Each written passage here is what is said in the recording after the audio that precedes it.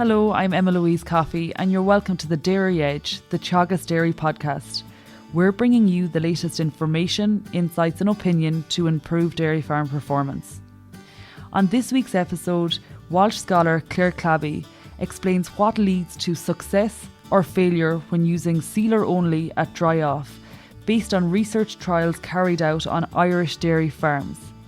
And I first asked Clare for an overview of selective dry cow therapy.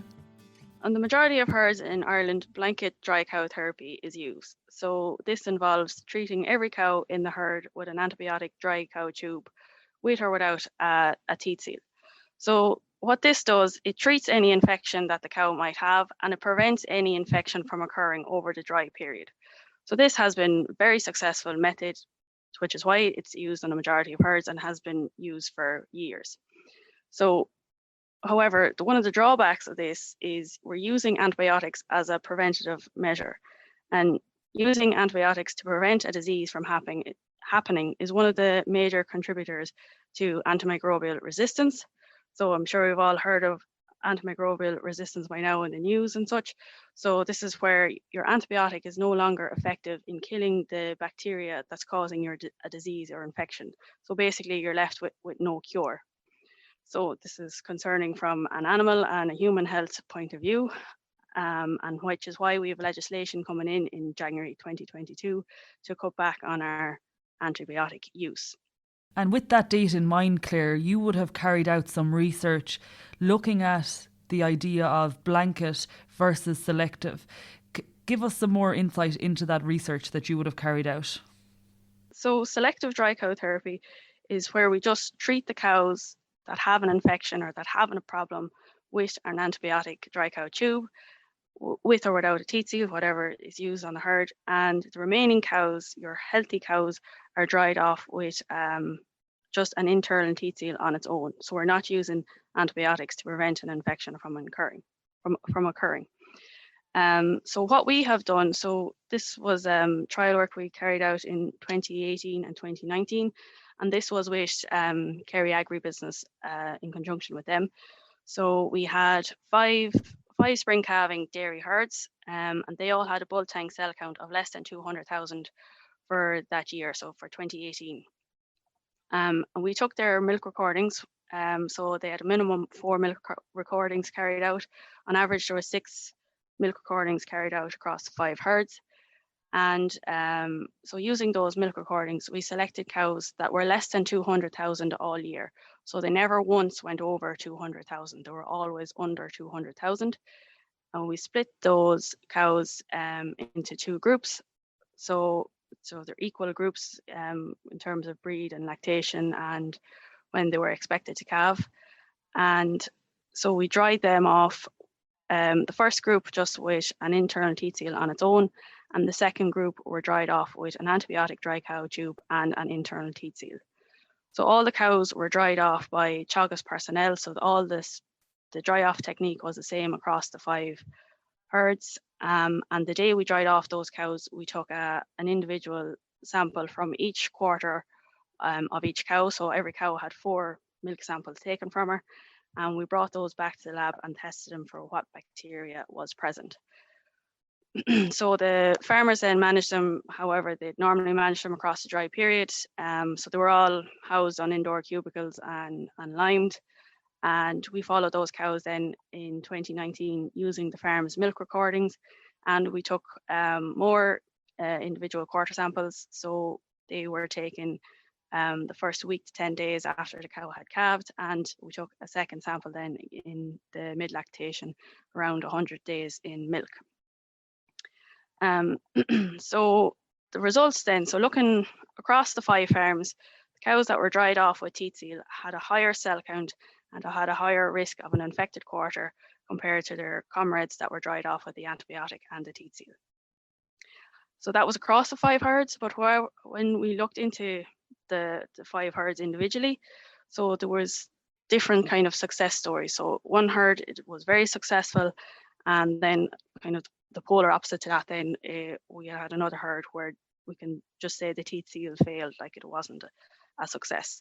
So just to talk you through those individual herds, so where the teat seal was a success. So the teat seal cows in 2018, before they were dried off, had an average cell count of 36,000. And in 2019, following the being dried off with teat seal, they had an average cell count of 60,000. So that was not no significant increase in the cell count between those 2 years. So quite happy with that. They're still quite low cell count cows in that herd. So, and then in contrast to that, on the second herd I mentioned there, where the teat seal was a failure. So in 2018, before they were dried off with teat seal, the cows in that herd had an average cell count of 47,000. So they were quite low cell count cows in that herd. And then in 2019, after being dried off with the teat seal, their average cell count went up to 220,000. So that was a significant jump in their cell count. So these were low cell count cows that have now become problem cows in the herd, which, is not what you want to see. Is there reasons for that, Claire? Can you explain that jump in cell count? We were actually quite surprised with that result because, on paper, starting off, them 5 herds were quite similar. There didn't seem to be any difference with them. And to be standing on the ground in the sheds, walking through the cows, there was no difference. Like, everything was perfect. There was sheds were spotless. There was limes on cubicles and all the rest. So we were kind of a bit puzzled at the start, and then we looked at our bull tank cell count. So the herd where it worked well in, their bull tank for that year before they were dried off was steady and was actually declining from mid lactation down to dry off, which is rare, wouldn't be common on too many farms. But so their average bull tank in October, November drying off was around 100,000 or 110,000, compared to the farm where it didn't work on.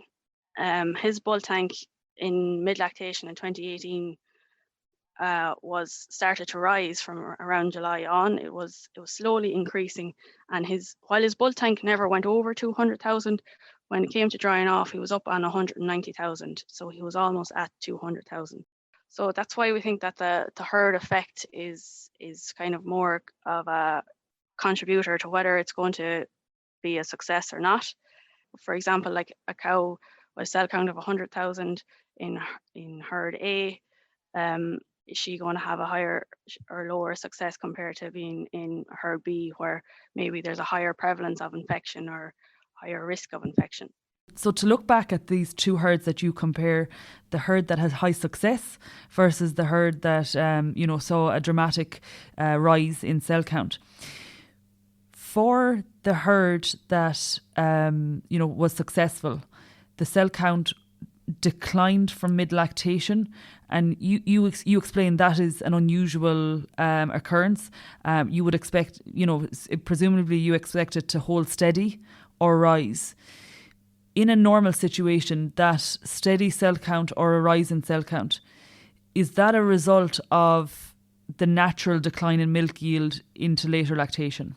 Ideally, you would want to see your cell count staying as steady as possible coming into the end of the year. Now, you will have a slight increase with declining yields, but it shouldn't be going majorly high. Like, that's a big increase in cell count is an indication that there's subclinical mastitis spreading between the cows, rather than a reduction in yield. So the reduction in yield has a very little influence on an increase in the cell count. To the herd, Claire, that saw the significant jump in cell count, that herd met your criteria on day one, but as you reflect on it, there were, I guess, a few red flags that would have, that have led to, the rise in cell count. If you were looking back now, what would you have done differently to identify these problems? What we're looking at now is the herd effect. So we're doing in the middle of finishing up a trial we started last winter, and we're trying to answer that question. What is the herd effect? when it comes to the success of using teat seal on its own. So what we did was this was again with Kerry Agribusiness. So we've 21 herds that have been using selective dry cow therapy themselves the last 2 or 3 years. And what we did was we went out in winter 2020, so kind of this time last year, and we sampled every cow in the herd just to get an idea of what the bacteria level was within the herds. And the farmers then went and used their own selection criteria for what cows got teat seal and what cows didn't, and they dried off the cows themselves. And basically what we're doing is just following the cows then for this year, the following year, so this is 2021, and just kind of comparing the herds and seeing what selection threshold worked better, and where herds had a higher level of infection or lower level of infection, what worked best. So as I said, with 21 herds, so within the herds, about 20% up to 80% of the herds or of the cows in that herd were dried off with teat seal only. So as I mentioned, it was up to the discretion of the farmer what cows got teat seal and how much teat seal was used. So I suppose just some preliminary results that we do have that I can kind of talk through was, so the last cell count, the cows that were administered teat seal at drying off, so on average their cell count was 45,000, which ranged from 29 to 75,000.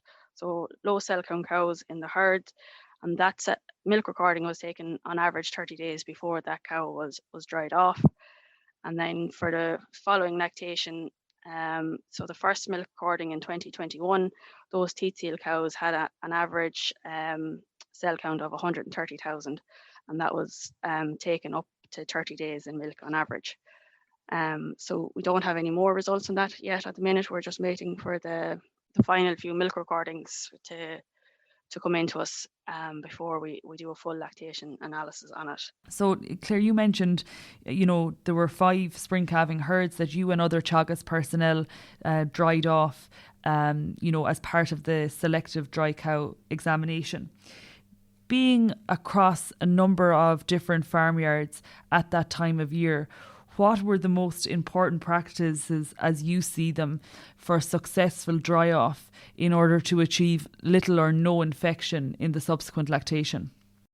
So first of all, you'd want to, a few days before you go to dry off your cows, so identify what cows are getting what treatment, so what cows are suitable for teat seal if they're getting it, or what cows need an antibiotic. And organize some help beforehand, an extra pair of hands, especially using teat seal to hold cows, or just to have the help there is very very beneficial to have. As well as that, have your tubes got, your internal teat seals. Some of them can be quite difficult to squeeze up. It can be hard on your hand, some people find. There is kind of, some people would put them in warm buckets of water to kind of soften them up to make them easier to put up into the quarter. So that isn't recommended. There's an awful lot of risk to actually introduce bacteria to those tubes if you put them in a bucket of warm water. So if you do want to soften the tubes to make them easier to administer, you can bring them inside, bring them into the kitchen and leave them beside the radiator the night before, and that does soften them a little bit, and you're not risking contaminating your tubes. So that'll be top tip number 1. So yeah, have your help organized and make up your cotton swabs yourself. That's what we did now, and they're quite easy to use. You can make up as much as you want, and they're very good for keeping yourself clean, keeping hands clean, and just keeping the hygiene as clean as possible. So to make up those cotton swabs, it's just ordinary cotton wool. You can tear them up into squares the size of your hand and soak them in methylated spirits, and you can do that beforehand. Just make sure you keep them sealed so that methylated spirits doesn't evaporate. So then when it comes to the day of drying off, you draft out your cows that you want to dry off. Make sure you don't have a million jobs on that day, that there's no big panic on, that you have lots of time to be attentive and you're not rushing through the cows. That the attention you give to the first cow is the same level of attention you're giving to your last cow. So that you're not getting sloppy kind of as you go through. So yeah, having help then to hold your cows, keeping yourself and the parlour as clean as possible. So use those cotton swabs to clean down your gloves and your sleeves between each cow, and make sure that teats and the cows are dry, that they're not all wet. So the more moisture there is around the place, the more risk of infection and bacteria flying around the place as well. So hygiene and is really key on the day of drying off, and having help then to hold cows, especially teat seal cows. So if you're just teat sealing a cow, the most critical point is when you're administering that tube, that you're not actually adding infection or adding dirt up into a clean quarter, and that you're sealing it up there inside for the dry period. It was great to get some insight into the research, Clare, in relation to the trials that have been carried out in terms of selective dry cow therapy, which will give farmers confidence in terms of their decision making.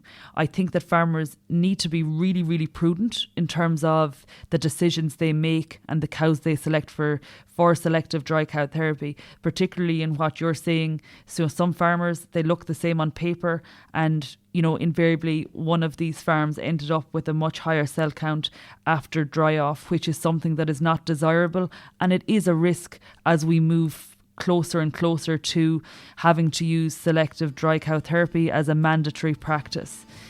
We have talked in the past to Don Crowley and other farmers who are using selective dry cow, but it gives great confidence hearing your research today and also your top tips as to what is best practice in drying off cows. Thank you, Clare. Thank you, Emma-Louise. That's it for this week's episode of the Dairy Edge podcast, and my thanks to Clare Clabby for joining me on this week's show.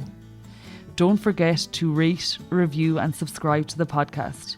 You can listen on Apple and Google Podcasts as well as Spotify. And for more information, go to the Teagasc website at teagasc.ie.